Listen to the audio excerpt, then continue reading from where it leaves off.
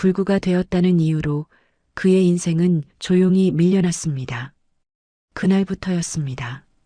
그의 하루가 아주 조용히 바뀌기 시작한 것은요. 병실은 조용했습니다. 한도윤은 침대에 누운 채 창밖을 바라보았어요. 봄비가 내리고 있었습니다. 빗소리가 창문을 두드릴 때마다 도윤의 눈꺼풀이 미세하게 떨렸죠.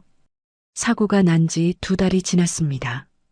트럭이 들이받던 순간 도윤은 죽는다고 생각했어요. 하지만 살았습니다. 다만 하반신이 말을 듣지 않았죠. 의사는 척추 손상으로 인한 하지 마비라고 했습니다. 회복 가능성은 낮다고도 했어요.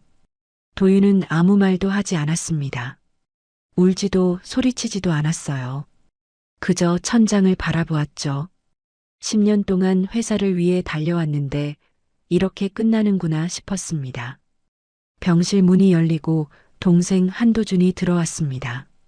도준은 과일 바구니를 들고 있었지만 얼굴에는 과일보다 무거운 것이 담겨 있었어요. 형, 좀 어때? 도준은 침대 옆 의자에 앉으며 물었습니다. 도윤은 고개를 돌려 동생을 바라보았어요. 똑같아. 그래. 도준은 잠시 말을 멈추었습니다.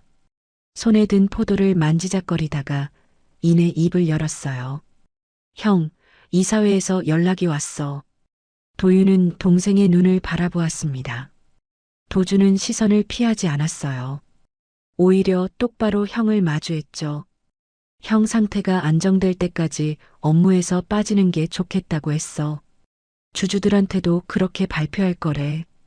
도윤은 아무 말 없이 창밖을 바라보았습니다. 빗줄기가 점점 굵어지고 있었어요.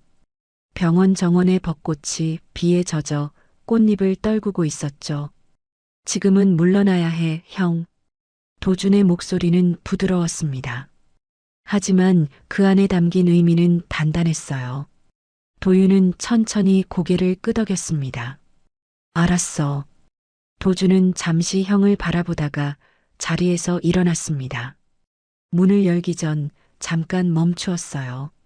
형, 빨리 나. 진심이야. 도준이 떠나고 병실은 다시 고요해졌습니다. 도윤은 오랫동안 천장을 바라보았어요. 10년을 바쳤습니다. 새벽까지 일하고 주말에도 출근하고 휴가도 반납했어요. 그런데 누워있으니 물러나라는 말이 돌아왔습니다. 도윤은 손을 꽉 쥐었습니다. 손가락 마디가 하얗게 질렸어요. 하지만 그게 전부였습니다. 일어날 수 없으니까요. 일주일 뒤 아버지 한정우 회장이 병실을 찾았습니다. 지팡이를 짚고 천천히 걸어오는 아버지의 모습이 낯설었어요. 예전에는 지팡이 없이도 성큼성큼 걸었는데 어느새 늙어 있었습니다. 도윤아. 아버지는 침대 옆에 섰습니다. 도윤은 아버지를 올려다보았어요. 의사한테 들었다. 회복이 쉽지 않다더구나. 도윤은 고개를 끄덕였습니다. 아버지의 눈이 잠깐 흔들렸어요. 하지만 금세 단단해졌습니다. 걱정하지 마라. 회사는 도준이가 맡을 거다. 내가 치료에만 집중할 수 있게 해줄 테니까. 아버지는 그 말을 하면서 도윤의 눈을 똑바로 바라보지 못했습니다. 도윤은 그 순간을 놓치지 않았어요.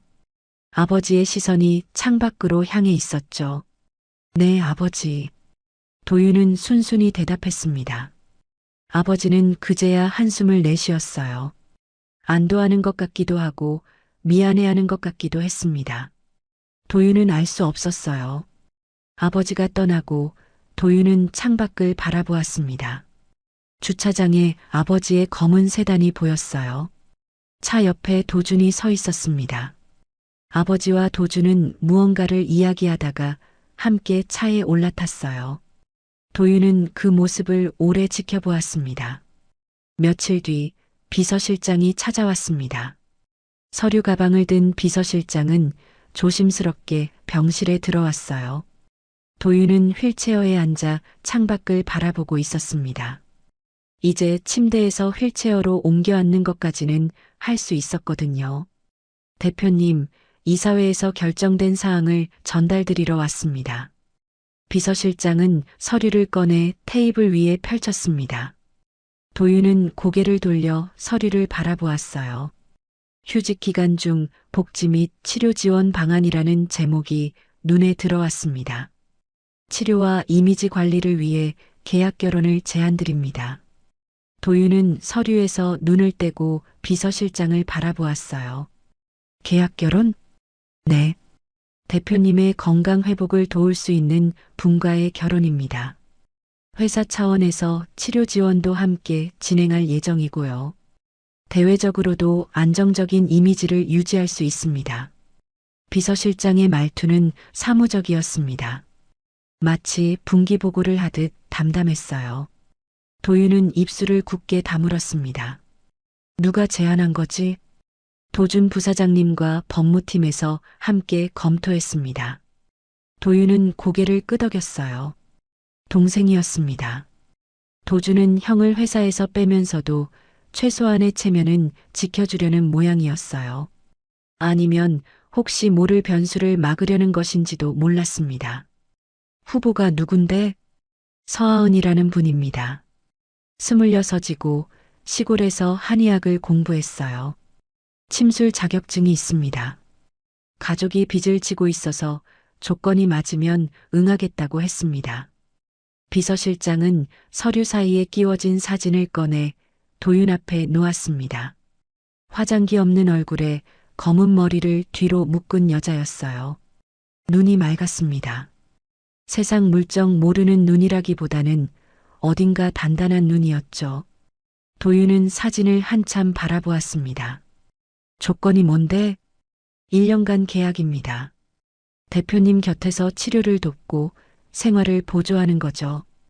대가로 가족의 빚을 정리해드리고 계약 종료 후에는 충분한 위자료를 지급합니다. 도윤은 사진에서 눈을 떼지 않았어요. 서하은, 26, 침술사, 빚 때문에 결혼을 결심한 여자. 도윤은 그 정보들을 머릿속에서 정리했습니다. 알았어. 진행해.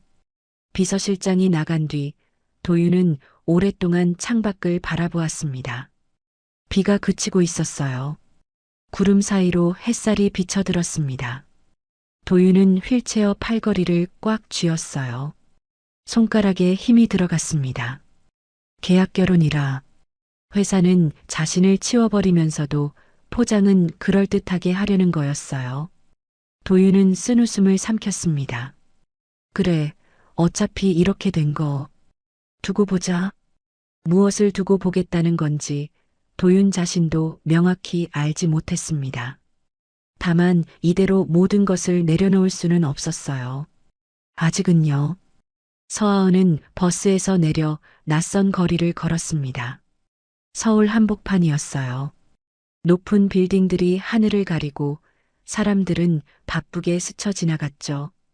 하은은 손에 쥔 종이를 다시 펼쳐보았습니다. 주소가 적혀 있었어요. 한정우 회장의 비서실에서 보낸 것이었죠. 일주일 전 하은은 시골 마을에서 작은 한의원을 돕고 있었습니다. 침술 자격증을 딴 지 2년이 지났지만 독립할 형편이 되지 않았어요. 아버지가 남긴 빚이 너무 컸거든요.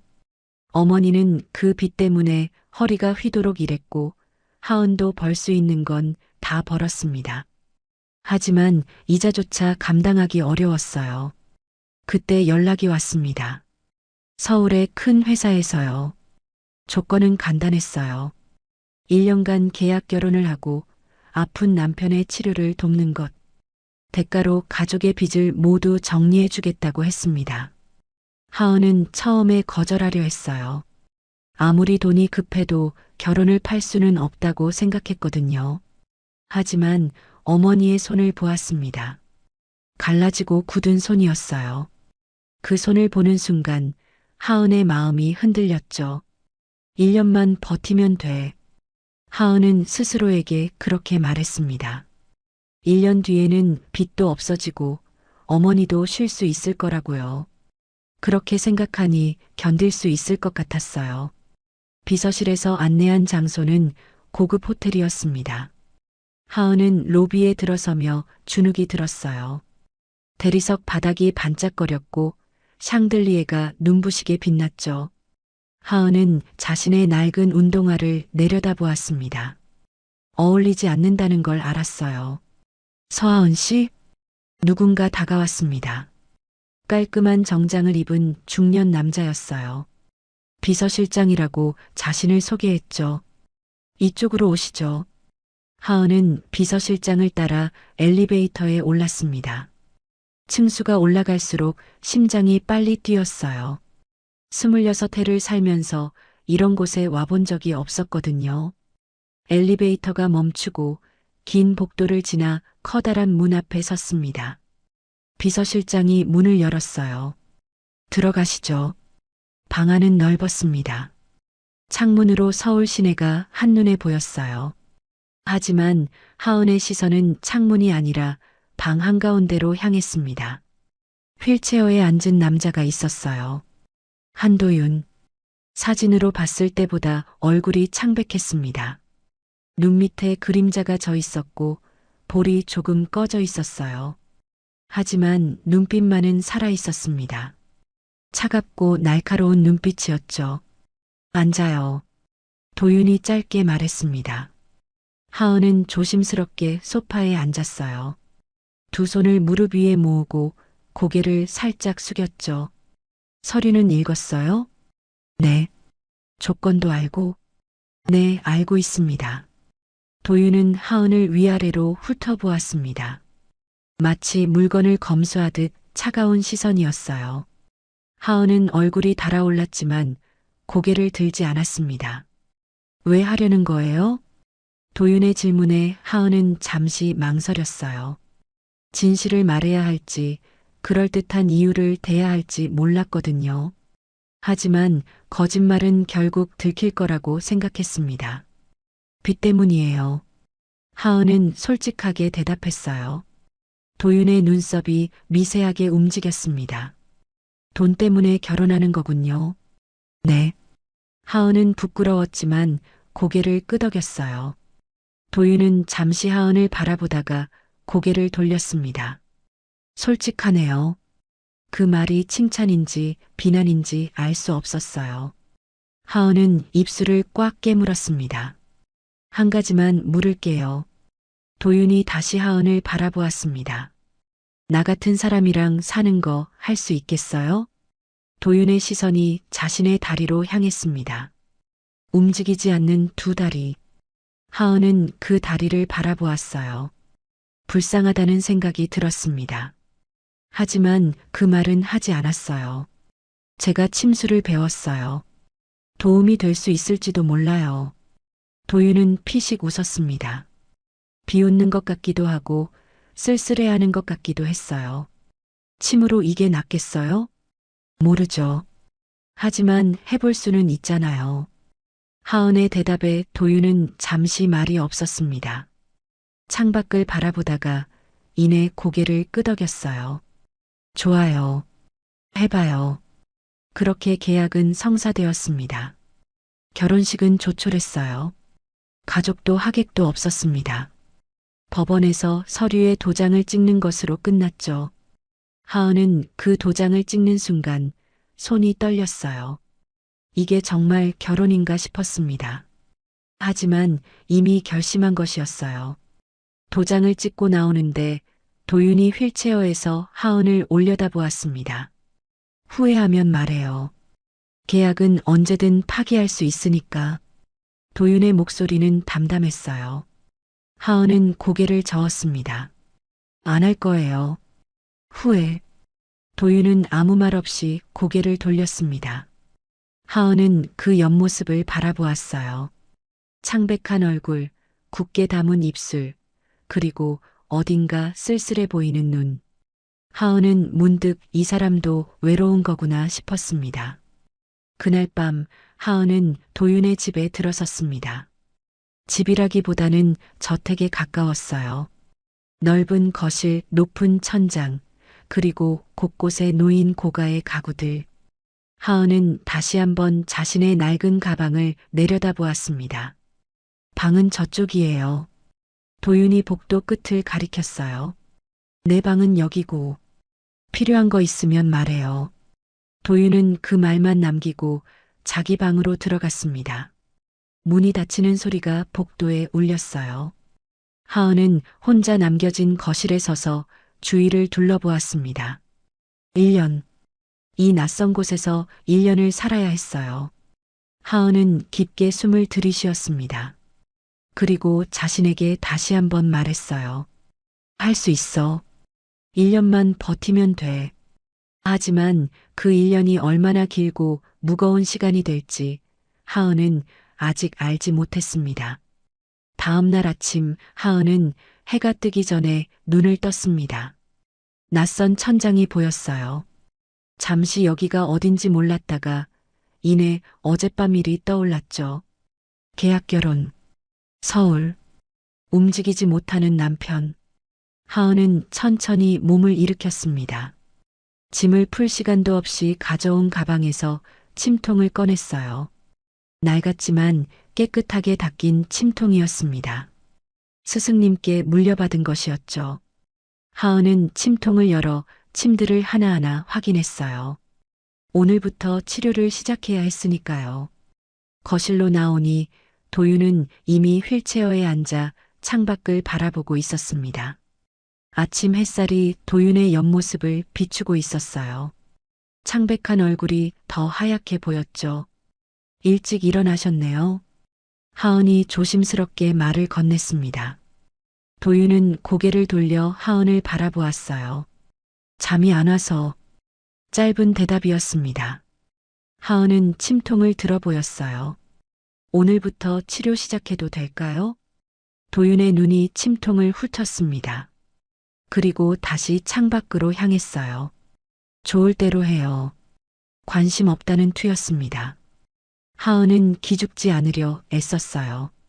어차피 기대하지 않았으니까요. 환자가 처음부터 협조적인 경우는 드물었습니다. 하은은 도윤의 휠체어 옆에 무릎을 꿇었어요. 그리고 조심스럽게 도윤의 다리를 만졌습니다. 차가웠어요. 혈액순환이 잘 안 되는 것 같았죠. 먼저 혈 자리를 확인할게요. 아프시면 말씀해 주세요. 도윤은 대답하지 않았습니다. 하은은 개의치 않고 다리의 혈 자리를 하나하나 눌러보았어요. 족삼리 삼음교 양릉천 스승님께 수없이 배운 자리들이었죠. 여기 누르면 느낌이 있으세요? 없어요. 도윤의 대답은 무심했습니다. 하은은 다른 자리를 눌렀어요. 여기는요? 마찬가지요. 하은은 입술을 깨물었습니다. 감각이 전혀 없는 것 같았어요. 하지만 포기할 수는 없었습니다. 침통에서 침을 꺼내 첫 번째 혈 자리에 놓았어요. 도윤은 미동도 하지 않았습니다. 당연했어요. 느끼지 못하니까요. 하은은 계속해서 침을 놓았습니다. 1개, 2개, 3개. 다리 곳곳에 침이 꽂혔죠. 이렇게 해서 낫겠어요? 도윤이 물었습니다. 비아냥거리는 것 같기도 하고 진심으로 궁금한 것 같기도 했어요. 모르겠어요. 하은은 솔직하게 대답했습니다. 하지만 안 하면 가능성은 0이잖아요. 하면 0보다는 높아지고요. 도윤은 피식 웃었어요. 하은은 그 웃음이 무슨 의미인지 알 수 없었습니다. 첫 번째 치료가 끝나고 하은은 부엌으로 갔어요. 아침을 차려야 했거든요. 냉장고를 열었더니 온갖 식재료가 가득했습니다. 하지만 하은이 아는 것들은 별로 없었어요. 고급 치즈, 수입 과일, 생소한 이름의 소스들. 하은은 한참을 고민하다가 달걀과 밥을 꺼냈습니다. 계란볶음밥이요. 하은이 도윤 앞에 그릇을 놓았어요. 도윤은 그릇을 내려다보았습니다. 요리사가 있어요. 알아요. 그래도 직접 해드리고 싶었어요. 도윤은 잠시 하은을 바라보다가 숟가락을 들었습니다. 한 입 먹고 또 한 입 먹었어요. 표정은 여전히 무심했지만 그릇을 비웠습니다. 하은은 그것만으로도 기뻤어요. 그렇게 일주일이 지났습니다. 하은은 매일 아침 도윤에게 침을 놓았어요. 낮에는 다리를 주물러주고 저녁에는 따뜻한 물로 족욕을 시켜드렸죠. 도윤은 여전히 무심했지만 거부하지는 않았습니다. 하지만 효과는 보이지 않았어요. 감각도 돌아오지 않았고 다리가 조금이라도 움직이는 기미도 없었죠. 하은은 조바심이 났습니다. 혈 자리를 바꿔볼게요. 하은은 이번에는 등의 혈 자리를 노렸어요. 척추 손상이라면 등 쪽에서 접근하는 게 나을 수도 있다고 생각했거든요. 누우실 수 있으세요? 도윤은 하은을 바라보았습니다. 잠시 망설이는 것 같았어요. 도와줘요. 하은은 조심스럽게 도윤을 침대로 옮겼습니다. 생각보다 가벼웠어요. 근육이 많이 빠진 것 같았죠. 하은은 가슴이 아팠습니다. 도윤이 엎드리자 하은은 등의 혈 자리를 찾았어요. 손끝으로 척추를 따라 내려가며 자리를 확인했죠. 여기 누르면 어떠세요? 도윤의 어깨가 미세하게 움찔했습니다. 하은은 놓치지 않았어요.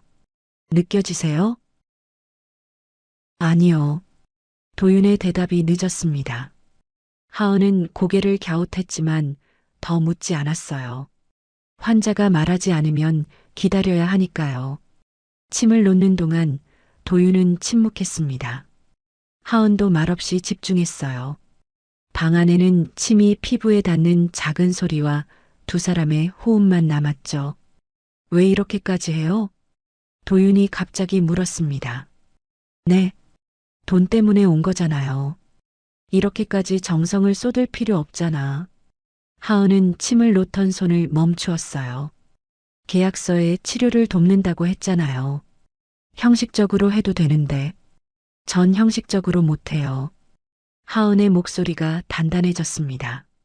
도윤은 고개를 돌려 하은을 바라보았어요. 왜?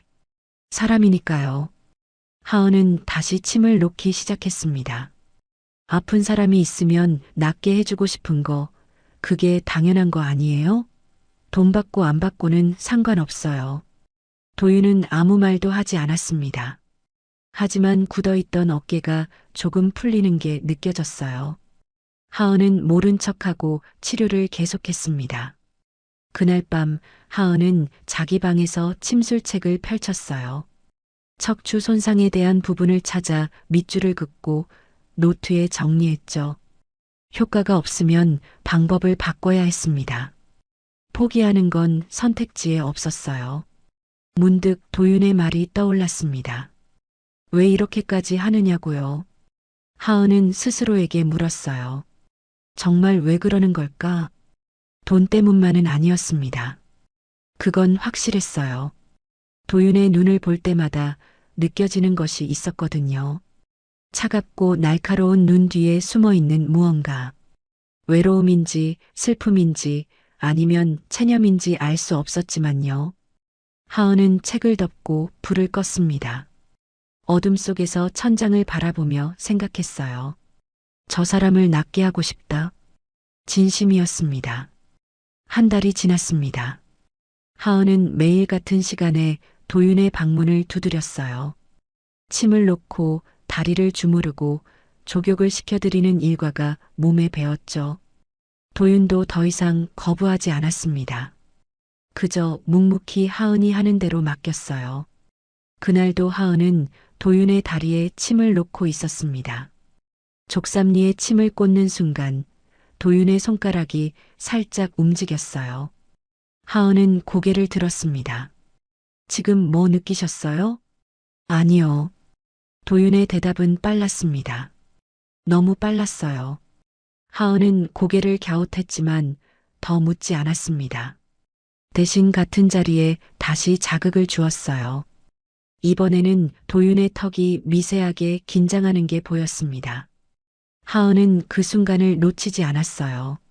아프면 말씀하셔야 해요. 안 아파요. 도윤은 창밖을 바라보며 대답했습니다. 하은은 도윤의 옆모습을 살폈어요. 표정은 평소와 같았습니다. 무심하고 담담했죠. 하지만 뭔가 달랐어요. 뭐가 다른지 정확히 알 수 없었지만요. 하은은 침을 빼며 말했습니다.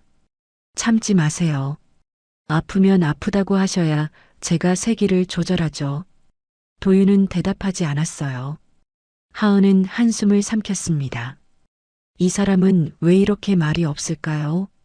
그날 저녁 하은은 도윤의 저녁 식사를 준비하다가 문득 이상한 점을 깨달았습니다. 한 달 동안 도윤을 지켜보면서 느낀 것들이 머릿속에서 정리되었거든요. 도윤은 아프다는 말을 한 번도 한 적이 없었어요.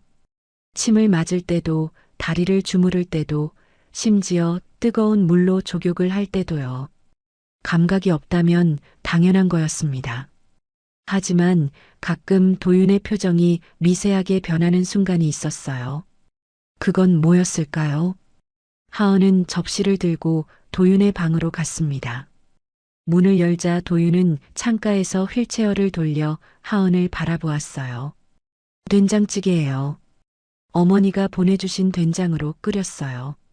도윤은 고개를 끄덕이며 숟가락을 들었습니다. 하은은 테이블 맞은편에 앉아 도윤이 먹는 모습을 지켜보았어요. 짜지 않아요? 괜찮아요. 도윤은 묵묵히 밥을 먹었습니다. 하은은 도윤의 손을 바라보았어요. 숟가락을 쥔 손. 그 손은 힘이 있었습니다. 하반신은 움직이지 못해도 상반신은 멀쩡했죠. 문득 하은은 이상한 생각이 들었습니다. 도윤의 손이 너무 깨끗했어요. 병원에 오래 있었다면 수액 자국이나 검사 자국이 있어야 할 텐데 도윤의 손은 흠집 하나 없이 깨끗했습니다. 왜 그래요? 도윤이 물었습니다. 하은은 화들짝 놀랐어요. 아, 아니에요. 그냥 손이 예쁘시다고 생각했어요. 도윤은 피식 웃었습니다. 이상한 소리 하네. 하은은 어색하게 웃으며 자리에서 일어났어요. 이상한 생각이었습니다. 손이 깨끗한 게 뭐가 이상하다고요. 하은은 고개를 저으며 부엌으로 돌아갔습니다. 며칠 뒤 하은은 도윤의 등에 침을 놓다가 다시 한번 이상한 점을 발견했습니다. 척추 옆 혈자리를 누르는데 도윤의 등 근육이 순간적으로 긴장한 거예요. 하은은 손을 멈추지 않았습니다. 모른 척하고 계속 혈자리를 눌렀어요. 도윤은 평소처럼 가만히 있었습니다. 하지만 하은의 손끝은 느꼈어요. 미세한 떨림을, 아주 작은 반응을요. 여기 아프세요?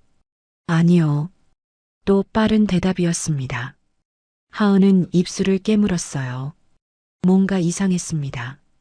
정말 감각이 없는 사람이 이렇게 반응할 수 있을까요? 하지만 하은은 그 생각을 입 밖으로 꺼내지 않았습니다. 확신이 없었거든요. 그리고 설령 뭔가 있다 해도 도윤이 말하기 전까지는 기다려야 한다고 생각했어요. 치료가 끝나고 도윤이 물었습니다. 요즘 효과 있는 것 같아요? 하은은 솔직하게 대답했어요. 잘 모르겠어요. 눈에 보이는 변화는 없는데. 그럼 왜 계속해요? 느낌이 달라졌거든요. 하은은 도윤의 다리를 내려다보았습니다. 처음보다 혈자리 반응이 달라졌어요. 설명하기 어려운데 뭔가 살아있는 느낌? 도윤의 눈이 미세하게 흔들렸습니다. 하은은 그걸 보았어요. 분명히 보았습니다. 하지만 도윤은 곧 시선을 돌렸죠. 착각 아니에요? 아닐 수도 있잖아요. 하은은 웃으며 말했습니다. 도윤은 아무 말 없이 휠체어를 돌려 창가로 갔어요. 하은은 그 뒷모습을 바라보았습니다. 이상했습니다. 분명히 이상했어요. 하지만 뭐가 이상한지 하은은 아직 알지 못했습니다. 그냥 느낌이었어요. 이 사람이 뭔가를 숨기고 있다는 느낌. 하지만 그게 뭔지는 알 수 없었죠. 그날 밤 하은은 잠들기 전에 생각했습니다. 도윤의 눈빛을요. 차갑고 날카로웠지만 가끔 흔들리는 순간이 있었어요. 그 흔들림이 뭔지 알고 싶었습니다. 하은은 눈을 감았어요. 내일도 침을 놓아야 했습니다. 뭐가 됐든 하은이 할 수 있는 건 그것뿐이었으니까요. 일주일 뒤 집에 손님이 찾아왔습니다. 하은은 현관 벨소리에 앞치마를 두른 채 문을 열었어요. 문 앞에는 양복을 빳빳하게 차려입은 남자와 중년 여성이 서 있었습니다. 도윤이 형 계세요? 남자가 물었습니다. 하은은 그제야 그가 누군지 알아챘어요. 한도준, 도윤의 동생이었습니다. 사진으로만 봤는데 실제로 보니 도윤과 닮은 듯 다른 인상이었어요. 도윤이 차갑다면 도준은 날카로웠습니다. 안에 계세요. 들어오시죠. 하은은 문을 열어주었습니다. 도준은 하은을 위아래로 훑어보더니 아무 말 없이 들어갔어요. 중년 여성은 고모라고 자신을 소개했습니다. 도윤과 도준의 아버지 여동생이라고 했죠. 거실에 들어서자 도윤이 휠체어에 앉아 있었습니다. 도준을 보는 도윤의 눈빛이 차가워졌어요. 하은은 그 순간을 놓치지 않았습니다. 형, 안색이 좋아 보이네. 도준이 소파에 앉으며 말했습니다. 형식적인 인사였어요. 진심이 담겨 있지 않았죠. 무슨 일이야? 도윤이 짧게 물었습니다. 이사회에서 형 상태에 대해 궁금해해서 직접 보고 가려고. 도준은 웃었지만 눈은 웃지 않았어요. 하은은 부엌에서 차를 준비하면서 거실의 대화를 들었습니다. 볼 것도 없잖아. 보이는 대로야.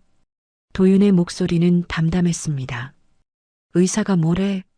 회복 가능성은? 낮다더군. 그래. 도준은 잠시 말을 멈추었어요.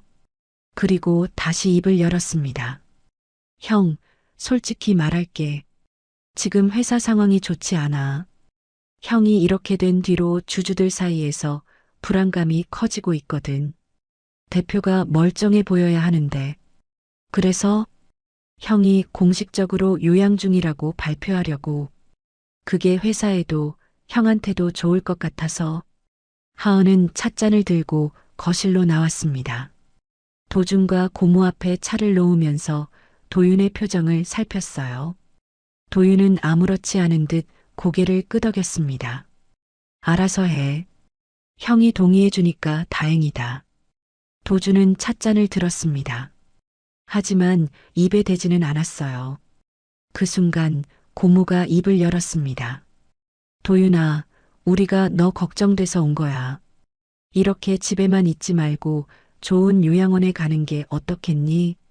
전문가들이 돌봐주면. 필요 없습니다. 하은이 먼저 대답했습니다. 모두의 시선이 하은에게로 향했어요. 하은은 도윤 옆에 섰습니다. 제가 치료하고 있어요. 매일 침도 놓고 재활 운동도 돕고 있습니다. 고모는 하은을 위아래로 훑어보았어요. 불쾌한 시선이었습니다. 내가 자격증은 있어? 있습니다. 그래도 전문 병원이 낫지 않겠니? 솔직히 내가 뭘 할 수 있겠어. 하은은 주먹을 꽉 쥐었습니다. 하지만 화를 내지 않았어요. 대신 침착하게 대답했죠. 아직 결과는 안 나왔지만 저는 포기하지 않을 거예요. 도준이 피식 웃었습니다. 열심히 하시네. 근데 돈 때문에 온 거잖아요. 그렇게까지 할 필요 있어요? 하은은 얼굴이 달아올랐습니다. 사실이었으니까요. 하지만 입을 열려는 순간 도윤이 먼저 말했어요. 그만해. 도윤의 목소리는 낮았지만 단호했습니다. 도준은 형을 바라보았어요. 형? 내 아내한테 그런 식으로 말하지 마. 거실이 조용해졌습니다. 하은은 놀라서 도윤을 바라보았어요. 도윤은 여전히 무심한 표정이었지만 눈빛은 달랐습니다. 차갑게 도준을 응시하고 있었죠. 도준은 잠시 형을 바라보다가 자리에서 일어났습니다. 알았어, 형. 오늘은 이만 갈게. 고모도 따라 일어났어요. 문 앞에서 도준이 돌아보며 말했습니다. 형, 너무 오래 끌지 마. 회사에도 형한테도 안 좋아. 그 말을 남기고 도준은 떠났습니다. 문이 닫히고 거실은 다시 조용해졌어요. 하은은 한참 동안 닫힌 문을 바라보았습니다. 신경 쓰지 마요. 도윤이 말했습니다. 하은은 도윤에게로 시선을 돌렸어요. 그 사람들 원래 저래요. 형식적으로 걱정하는 척하면서 결국 자기들 편한 대로 하려는 거야. 도윤의 목소리는 담담했지만 그 안에 쓸쓸함이 묻어 있었습니다. 하은은 도윤 옆에 무릎을 꿇고 앉았어요. 아까 고마웠어요. 제 편 들어주셔서 사실을 말한 것뿐이에요. 당신은 내 아내니까. 도윤은 창밖을 바라보며 말했습니다. 하은은 도윤의 옆모습을 바라보았어요. 문득 가슴이 이상하게 뛰었습니다. 그날 밤 하은은 잠들지 못했어요. 낮에 있었던 일이 자꾸 떠올랐거든요. 도준과 고모의 차가운 태도, 그리고 도윤이 자신을 감싸던 순간. 하지만 더 신경 쓰이는 게 있었습니다.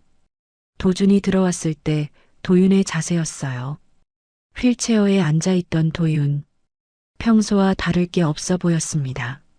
하지만 뭔가 달랐어요.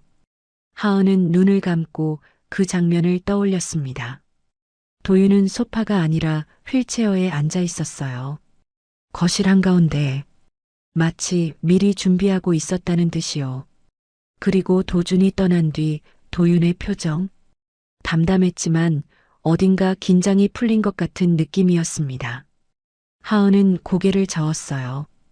이상한 생각이었습니다. 도윤이 뭘 준비했다는 거죠? 말도 안 되는 상상이었어요. 하지만 가슴 한구석에서 작은 의심이 싹 텄습니다. 아주 작은 씨앗 같은 것. 하은은 그 씨앗을 무시하려 했지만 쉽게 사라지지 않았어요. 며칠이 지나도 하은의 마음속 의심은 사라지지 않았습니다. 오히려 커져만 갔어요.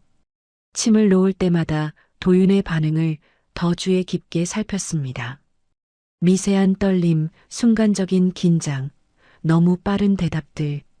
예전에는 그냥 넘겼던 것들이 이제는 다르게 보였어요. 그날도 하은은 도윤의 등에 침을 놓고 있었습니다. 척추 옆 혈자리에 침을 꽂는 순간 도윤의 어깨가 움찔했어요. 하은은 못 본 척하고 다음 자리로 넘어갔습니다. 오늘따라 긴장하신 것 같아요. 하은이 말했습니다. 도윤은 대답하지 않았어요. 하은은 계속했습니다. 등 근육이 딱딱해요. 스트레스 받으셨어요? 그냥 잠을 못 잤어요. 도윤의 목소리는 평소와 같았습니다. 하지만 하은은 느꼈어요. 뭔가 다르다는 걸요. 침을 다 놓고 하은은 도윤이 일어나도록 도왔습니다. 도윤을 휠체어로 옮기는 순간 하은의 손이 도윤의 허벅지를 스쳤어요. 그 순간 도윤의 몸이 굳었습니다. 하은은 손을 멈추지 않았습니다. 모른 척 도윤을 휠체어에 앉혔어요. 하지만 마음속으로는 확신이 조금씩 굳어지고 있었습니다. 느꼈어요. 분명히 느꼈어요. 그날 밤 하은은 잠들지 못하고 거실로 나왔습니다. 물 한 잔을 마시려고 부엌으로 가는데 도윤의 방에서 불빛이 새어나왔어요. 문이 살짝 열려 있었습니다. 하은은 발걸음을 멈추었습니다. 문틈으로 안을 들여다볼까 말까 망설였어요. 그러다 문득 이상한 소리가 들렸습니다. 발자국 소리 같은 것이요. 하은은 숨을 죽였습니다. 귀를 기울였어요. 다시 소리가 났습니다. 분명히 발자국이었어요. 휠체어 바퀴 소리가 아니라요. 심장이 빠르게 뛰었습니다. 하은은 조심스럽게 문틈에 눈을 가져다 댔어요. 그리고 보았습니다. 도윤이 서 있었어요. 두 발로 서서 창가를 바라보고 있었습니다. 휠체어는 방 한쪽에 놓여 있었고 도윤은 그 앞에 똑바로 서 있었어요. 다리가 멀쩡했습니다. 완벽하게 멀쩡했어요. 하은의 머릿속이 하얘졌습니다. 다리에 힘이 풀렸어요. 손으로 입을 막았습니다. 소리가 나올 것 같았거든요. 그 순간 도윤이 고개를 돌렸습니다. 문틈으로 하은과 눈이 마주쳤어요. 시간이 멈춘 것 같았습니다. 도윤의 얼굴에서 색이 빠졌습니다. 하은은 한 발짝 뒤로 물러났어요. 그리고 돌아서려는 순간 도윤이 문을 열었습니다. 기다려요. 도윤의 목소리가 떨렸습니다. 하은은 멈추었어요. 하지만 돌아보지 않았습니다. 하은 씨, 도윤이 다가왔습니다. 걸어서요. 두 발로 걸어서 다가왔어요. 하은은 눈물이 났습니다. 왜 우는지도 모르면서 눈물이 흘렀어요. 왜요? 하은의 목소리가 갈라졌습니다. 왜 그런 거예요? 왜 저한테 거짓말한 거예요? 도윤은 대답하지 못했습니다. 입술을 열었다 닫았다 반복했어요. 하은은 돌아섰습니다. 도윤의 얼굴을 마주했어요. 매일 침 놓고 다리 주무르고 족욕시켜드리고 제가 얼마나 노력했는지 알아요? 효과가 없어서 얼마나 속상했는지 알아요? 하은의 목소리가 높아졌습니다. 근데 처음부터 멀쩡했던 거예요? 처음부터 다 연기였던 거예요? 미안해요. 도윤이 고개를 숙였습니다. 사고는 진짜였어요. 진짜로 다쳤고 치료도 받았어요. 하지만 이미 회복됐어요. 2달 전에 하은은 믿을 수 없었습니다. 2달 전이면 자신이 이 집에 오기도 전이었어요. 그럼 왜요? 왜 아픈 척한 거예요? 확인하고 싶었어요. 도윤이 고개를 들었습니다. 눈빛이 흔들리고 있었어요. 회사가, 가족이 나한테 진심인지, 아프면 어떻게 하는지 보고 싶었어요. 하은은 웃음이 나왔습니다. 웃기지도 않은데 웃음이 나왔어요. 그래서요? 확인됐어요? 됐어요. 도윤의 목소리가 쓸쓸했습니다. 아프니까 다들 떠나더라고요. 걱정한다면서 치워버리더라고요. 하은은 아무 말도 할 수 없었습니다. 도윤의 마음을 이해 못하는 건 아니었어요. 하지만 그게 뭐가 중요했나요? 자신은 진심이었는데, 진짜 낫게 해주고 싶었는데, 저도요? 하은이 물었습니다. 저도 시험한 거예요? 도윤은 대답하지 못했습니다. 그 침묵이 대답이었어요. 하은은 눈물을 닦았습니다. 더 이상 울고 싶지 않았어요. 전 진심이었어요. 하은의 목소리는 떨렸지만 또렷했습니다. 돈 때문에 왔지만 당신을 치료한 건 진심이었어요. 낫게 해드리고 싶었어요. 진짜로요. 도윤은 아무 말도 하지 못했습니다. 하은은 돌아섰어요. 저 방에 있을게요. 오늘은 얼굴 보고 싶지 않아요. 하은은 자기 방으로 들어갔습니다. 문을 닫고 침대에 쓰러졌어요. 눈물이 멈추지 않았습니다. 베개에 얼굴을 묻고 소리 없이 울었어요. 헌신이 거짓 위에 있었다는 사실이 견딜 수 없이 무거웠습니다. 다음 날 아침 하은은 방에서 나오지 않았습니다. 도윤은 거실에서 하은의 방문을 바라보았어요. 문은 굳게 닫혀 있었죠. 노크를 할까 망설이다가 결국 손을 내렸습니다. 할 말이 없었거든요. 도윤은 휠체어에 앉지 않았습니다. 더 이상 숨길 이유가 없었으니까요. 두 발로 서서 창밖을 바라보았어요.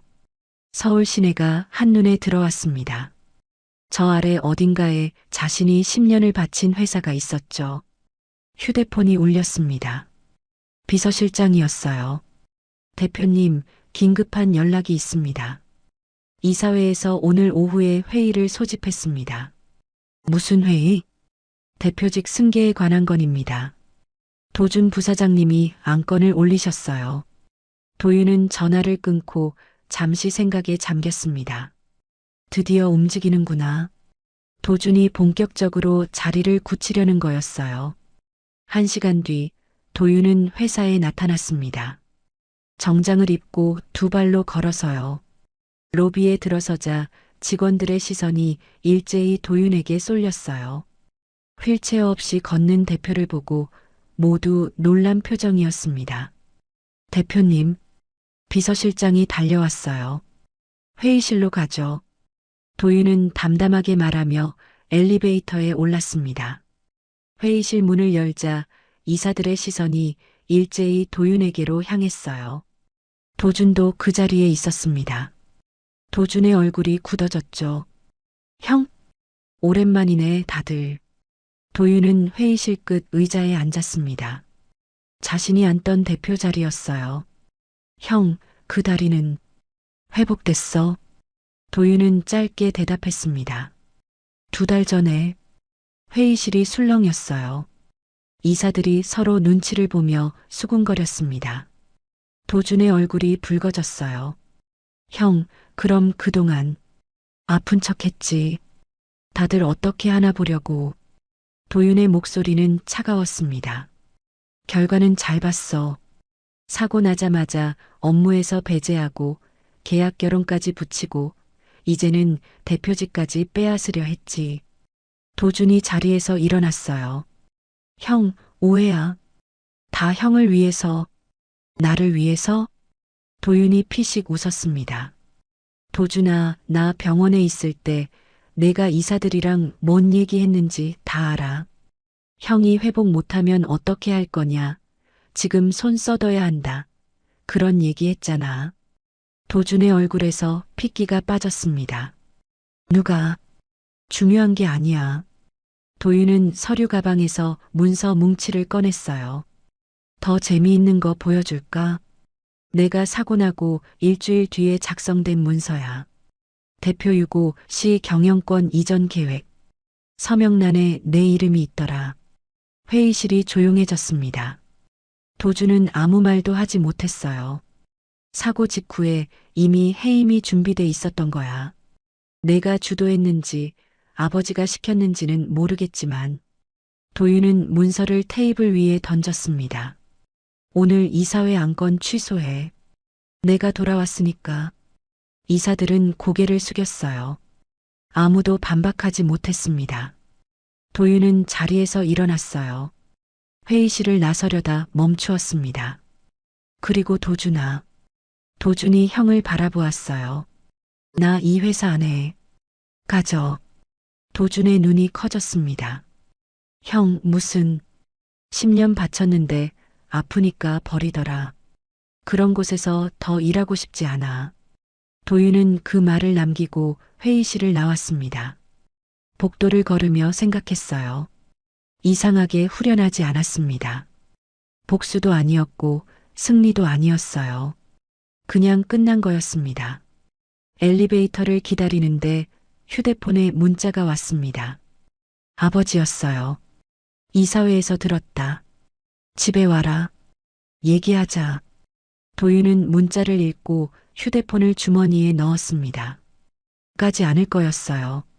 더 이상 할 얘기가 없었으니까요. 차를 타고 집으로 돌아오는 길, 도윤은 창밖을 바라보았습니다. 서울 시내가 스쳐 지나갔어요. 10년 동안 매일 지나다녔던 길이었습니다. 하지만 이제는 낯설게 느껴졌어요. 회사를 되찾았습니다. 하지만 곧바로 내려놓았어요. 가질 수 있는데도 가지지 않은 거였습니다. 도윤은 눈을 감았어요. 떠오르는 건 회사도 동생도 아버지도 아니었습니다. 하은이었어요. 울면서 돌아섰던 하은의 뒷모습, 진심이었다고 말하던 떨리는 목소리. 도윤은 가슴이 아팠습니다. 처음으로 진짜 아팠어요. 집에 도착했을 때 하은의 방문은 여전히 닫혀 있었습니다. 도윤은 문 앞에 서서 한참을 망설였어요. 노크를 해야 할지 기다려야 할지 몰랐습니다. 결국 문 앞에 앉았습니다. 등을 문에 기대고 바닥에 앉았어요. 하은 씨, 대답이 없었습니다. 회사 그만뒀어요. 다 내려놓았어요. 여전히 조용했어요. 이제 어떻게 해야 할지 모르겠어요. 도윤의 목소리가 떨렸습니다. 근데 당신 없으면 아무 의미가 없을 것 같아요. 문 너머에서 작은 소리가 났습니다. 움직이는 소리 같았어요. 도윤은 숨을 죽이고 기다렸습니다. 문은 열리지 않았습니다. 도윤은 그 자리에서 밤을 새웠습니다. 등을 문에 기댄 채 눈을 감았다 떴다를 반복했어요. 새벽빛이 복도 창문으로 스며들 때쯤 문 너머에서 발소리가 들렸습니다. 도윤은 숨을 멈추었어요. 문이 천천히 열렸습니다. 하은이 서 있었어요. 눈이 부어 있었습니다. 밤새 온 것 같았죠. 하은은 바닥에 앉아 있는 도윤을 내려다보았어요. 여기서 뭐 하세요? 기다렸어요. 도윤이 천천히 일어났습니다. 하은은 한 발짝 뒤로 물러났어요. 아직 거리를 두고 싶다는 뜻이었죠. 도윤은 더 다가가지 않았습니다. 밥 안 먹었죠? 뭐라도 드세요. 식욕 없어요. 하은은 도윤을 스쳐 지나가 거실로 걸어갔습니다. 창가에 서서 밖을 바라보았어요. 도윤은 조심스럽게 뒤따라갔습니다. 하은 씨, 아직 정리가 안 됐어요. 하은의 목소리는 담담했지만 그 안에 떨림이 있었어요. 머리로는 이해해요. 가족한테 배신당하고 회사한테 버림받고 확인하고 싶었다는 거, 그 마음 모르는 건 아니에요. 하은이 돌아섰습니다. 도윤을 똑바로 바라보았어요. 근데 가슴으로는 안 돼요. 매일 침 놓으면서 제발 나아지라고 빌었거든요. 밤마다 책 펴놓고 뭐가 잘못됐나 고민했거든요. 하은의 눈에 눈물이 고였습니다. 그게 다 헛된 거였다니까 견디기가 힘들어요. 도윤은 아무 말도 하지 못했어요. 변명할 수 없었습니다. 하은의 말이 전부 맞았으니까요. 미안해요. 도윤이 고개를 숙였습니다. 진심으로 미안해요. 당신을 시험하려던 건 아니었어요. 처음에는 그냥 회사 사람들만 보려고 했어요. 근데 당신이 오고 진짜로 정성을 쏟으니까 말할 타이밍을 놓쳤어요. 도윤의 목소리가 갈라졌어요. 말하려고 했어요. 여러 번. 근데 당신이 웃으면서 오늘은 반응이 좋았다고 할 때마다 참아 못했어요. 하은은 눈물을 닦았습니다. 도윤도 눈시울이 붉어졌어요. 저도 처음이었어요. 도윤이 말했습니다. 계산 없이 누군가한테 대접받는 거, 조건 없이 걱정해주는 거, 평생 그런 거 못 받아봤어요. 거실이 조용해졌습니다. 아침 햇살이 창문으로 쏟아져 들어왔어요. 두 사람 사이에 긴 침묵이 흘렀습니다. 회사는요? 하은이 먼저 입을 열었어요. 그만뒀어요. 진짜요? 네. 다 내려놓았어요. 가지라고 했어요. 도준이한테. 하은은 믿기지 않는다는 표정이었습니다. 왜요? 되찾았으면서. 되찾아도 의미가 없더라고요. 도윤이 창밖을 바라보았습니다. 10년 동안 회사가 전부인 줄 알았어요. 근데 아프니까 다들 떠나더라고요. 멀쩡해지니까 다시 돌아오고요. 그게 뭔지 알겠더라고요. 도윤이 다시 하은을 바라보았어요.